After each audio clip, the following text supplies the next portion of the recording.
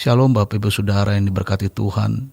Kebenaran kita hari ini 2 November 2024 berjudul Kehausan akan Tuhan.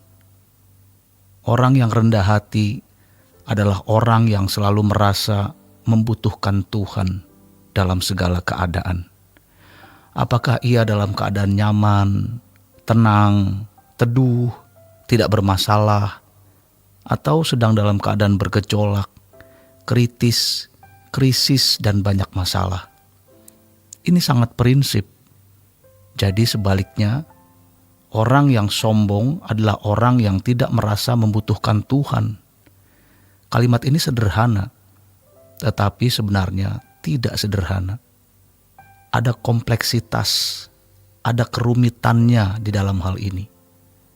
Merasa membutuhkan Tuhan itu bukan suatu yang mudah, karena Tuhan tidak kelihatan.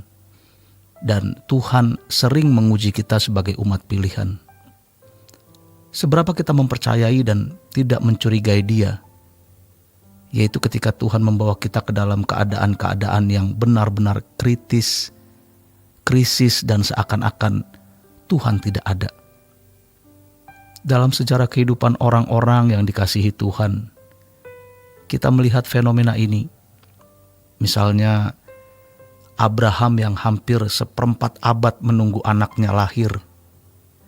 Abraham juga menghadapi masa kekeringan di mana dia diuji apakah dia akan kembali ke Ur Kasdim atau tetap melanjutkan sebagaimana yang Tuhan perintahkan. Demikian juga Yusuf. Ia dimasukkan ke dalam sumur gelap, kering, lalu dijual menjadi budak. Sebagai budak, ia dituduh hendak memperkosa nyonyanya, sehingga ia masuk penjara. Rasanya langit hidupnya runtuh, rubuh. Padahal Tuhan menjanjikan melalui mimpi bahwa Yusuf akan menjadi penguasa yang lebih besar dari ayah, ibu, dan saudara-saudaranya.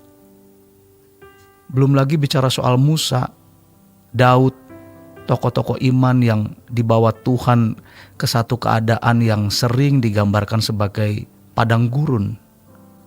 Jadi tidak mudah untuk dapat memiliki hati yang mengandalkan Tuhan, merasa membutuhkan Tuhan. Apalagi kalau kita melihat orang di sekitar kita menganggap Tuhan sepi, meremehkan Tuhan, tidak memperhitungkan Tuhan. Kesaksian hidup manusia di sekitar kita berbunyi, Tuhan tidak ada dan Tuhan tidak perlu ada. Tidak jarang Tuhan membelas kasihani kita supaya kita tidak binasa dengan memberi pukulan, di mana dalam pukulan tersebut kita tidak melihat jalan keluar, kita tidak melihat pertolongan, kita tidak melihat orang yang berbelas kasihan dan membantu kita, kecuali Tuhan. Yang akhirnya kita dipaksa, digiring untuk memandang Tuhan dan mencari Tuhan. Itu bentuk belas kasihan Tuhan.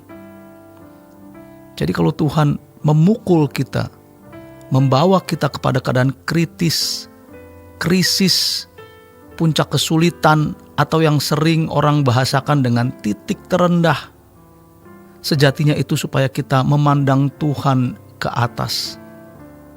Tuhan itu sebenarnya tidak membutuhkan kita, tapi belas kasihannya diberikan kepada kita supaya kita tidak lepas dari persekutuan dengan Dia. Sebab lepas persekutuan dari Tuhan itu binasa. Ini bukan sekedar masalah sakit lalu sembuh, bangkrut lalu dipulihkan ekonominya, atau terpuruk lalu sukses. Tuhan adalah kehidupan. Bukan hanya kehidupan sementara kita di bumi, melainkan kehidupan dalam kekekalan. Tidak ada kehidupan di luar Tuhan supaya jiwa manusia bisa merasakan kehausan akan Dia. Jadi kalau akhirnya kita membutuhkan Tuhan, itu bukan karena kita belum menikah, dalam problem ekonomi, atau karena kita mau diberkati untuk karir kita.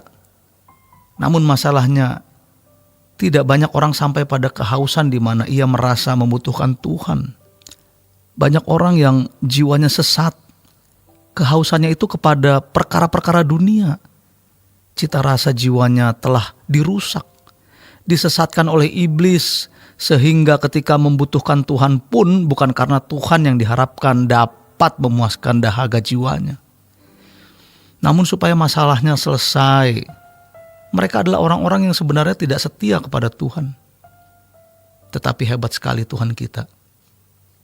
Sabar sekali Tuhan kita. Dia tuntun kita terus. Kalau sampai kita bisa memiliki kehausan yang tulus, murni dan utuh, maka kita pasti menjadi kekasih Tuhan. Kehausan kita akan Allah itu dinikmati oleh Tuhan. Jadi kalau Tuhan hajar kita dengan pukulan, itu karena Tuhan mau kita berkiblat kepadanya. Namun ada satu hal yang mengerikan, yaitu Dia tidak selalu memukul. Ada semacam tatanan dalam alam rohani, bahwa Tuhan pun memiliki porsi untuk menegur seseorang. Seberapa kuat pukulan itu dan berapa kali itu. Bukan liar tanpa aturan. Makanya kalau Tuhan peringatkan 1, 2, 3, 4, 5 kali, bisa kemudian tidak diingatkan kembali. Mungkin badai hidup yang kita lalui benar-benar berat, tetapi akhirnya kita menemukan tujuan daripada proses itu. Kita punya hidup hanya satu kali. Jangan meleset.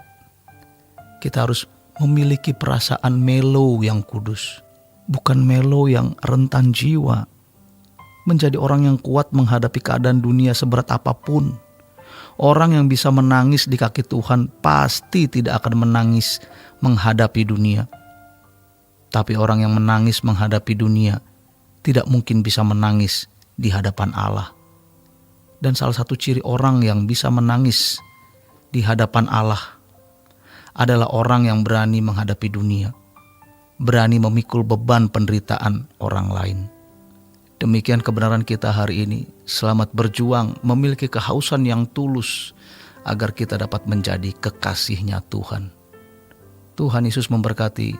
Sola Gracia.